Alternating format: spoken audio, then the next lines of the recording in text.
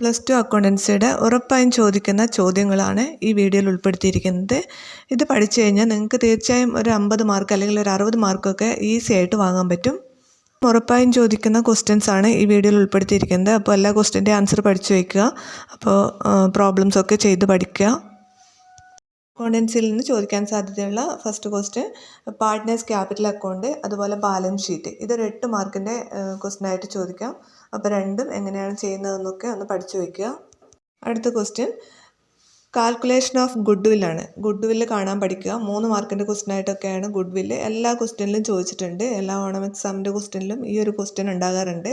അപ്പോൾ ഗുഡ് വില്ല് എങ്ങനെയാണ് കാണുന്നതെന്ന് പഠിച്ചു കഴിഞ്ഞാൽ 3 മാർക്ക് നിങ്ങൾക്ക് ഷുവറായിട്ടും കിട്ടും. അതുപോലെ 4 മാർക്കിൻ്റെ ഒരു ചോദ്യമായിട്ട് ചോദിക്കാൻ സാധ്യതയുള്ള ക്വസ്റ്റ്യനാണ് briefly explain the various factors affecting the value of good will of A firm. ഒരു സ്ഥാപനത്തിൻ്റെ ഗുഡ് വില്ലിൻ്റെ മൂല്യത്തെ ബാധിക്കുന്ന വിവിധ ഘടകങ്ങളെ ചുരുക്കി വിശദീകരിക്കുക. അടുത്ത ക്വസ്റ്റ്യൻ റീവാലുവേഷൻ അക്കൗണ്ട് പഠിക്കുക, അതുപോലെ പാർട്ട്നേഴ്സ് ക്യാപിറ്റൽ അക്കൗണ്ട് പഠിക്കുക, അതുപോലെ ബാലൻസ് ഷീറ്റ്. ഇതെല്ലാം കൂടി ഒരു 8 മാർക്കിൻ്റെ ക്വസ്റ്റ്യനായിട്ട് ചോദിക്കാറുണ്ട്. അടുത്ത question explain partnership deed, features of partnership deed. ഇതും ഒരു 4 മാർക്കിൻ്റെയൊക്കെ ക്വസ്റ്റ്യനായിട്ട് വരാൻ ചാൻസ് ഉള്ള ക്വസ്റ്റ്യനാണ്. അപ്പോൾ ഇതും കൂടി ഇമ്പോർട്ടൻ്റ് ആയിട്ടുള്ളതാണ്, ഇതും കൂടി പഠിക്കുക. അടുത്തത് write 4 advantages of computerised accounting system. Computerised അക്കൗണ്ടിങ്ങിൻ്റെ 4 ഗുണങ്ങൾ എഴുതുക. ഇതൊക്കെ ഷുവർ ക്വസ്റ്റ്യൻസ് തന്നെയാണ്, എന്തായാലും പഠിക്കണം. അടുത്ത question briefly explain the idea of coding in accounting. ഇത് കമ്പ്യൂട്ടറൈസ്ഡ് അക്കൗണ്ടിങ്ങിൻ്റെ ഭാഗത്തു നിന്നുള്ള ക്വസ്റ്റ്യനാണ്. ഇത് 3 മാർക്കിൻ്റെ ക്വസ്റ്റ്യനായിട്ട് ചോദിക്കാൻ സാധ്യതയുണ്ട്. അക്കൗണ്ടിങ്ങുമായി ബന്ധപ്പെട്ട കോഡിംഗ് എന്ന ആശയം വിശദമാക്കുക.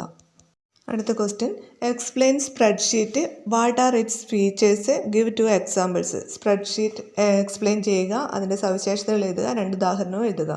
ഇതും 4 മാർക്കിൻ്റെ അല്ലെങ്കിൽ 5 മാർക്കിൻ്റെ ഒക്കെ ക്വസ്റ്റ്യനായിട്ട് ചോദിക്കാൻ സാധ്യതയുണ്ട്. അടുത്ത question explain the features of computerised accounting system. Computerised accounting സിസ്റ്റത്തിൻ്റെ സവിശേഷതകൾ. ഇത് 5 മാർക്കിൻ്റെ ഒക്കെ ആയിട്ട് ചോദിക്കാൻ സാധ്യതയുള്ള ക്വസ്റ്റ്യനാണ്. കമ്പ്യൂട്ടറൈസ്ഡ് അക്കൗണ്ടിങ്ങിൽ ലാസ്റ്റ് ക്വസ്റ്റ്യൻ 5 മാർക്കാണ്. അടുത്ത question explain the 3 major components of formula using in spreadsheet. Spreadsheet formula എഴുതുന്നതിന് ആവശ്യമായ ഘടകങ്ങൾ എഴുതുക. ഇത് 4 മാർക്കിൻ്റെ ക്വസ്റ്റ്യനായിട്ട് ചോദിക്കാൻ സാധ്യതയുണ്ട്. അടുത്ത ക്വസ്റ്റ്യനും ഉറപ്പായും ചോദിക്കുന്ന ക്വസ്റ്റ്യൻ തന്നെയാണ് interest on drawings, interest on capital. 3 മാർക്കിൻ്റെ ക്വസ്റ്റ്യൻ. അധികം ചോദിച്ചു കണ്ടിട്ടുള്ളത് ഇൻട്രസ്റ്റ് ഓൺ ഡ്രോയിങ്സ് ആണ്. അത് ഉറപ്പായിട്ടും പഠിക്കുക. എന്തായാലും വരുന്ന ക്വസ്റ്റ്യൻ തന്നെയാണ്. അതെങ്ങനെയാണ് ചെയ്യുന്നതെന്നുകൂടി ഒന്ന് നോക്കുക.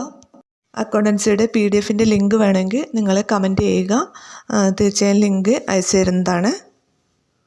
അപ്പോൾ നിങ്ങൾക്ക് ഈ വീഡിയോ ഉപകാരപ്രദമായിട്ടുണ്ടെങ്കിൽ തീർച്ചയായും ലൈക്ക് ചെയ്യുക, ഷെയർ ചെയ്യുക. അതുപോലെ തന്നെ എക്സാം കഴിഞ്ഞതിന് ശേഷം ആൻസർ കീയുടെ വീഡിയോസും ചാനലിൽ അപ്ലോഡ് ചെയ്യും.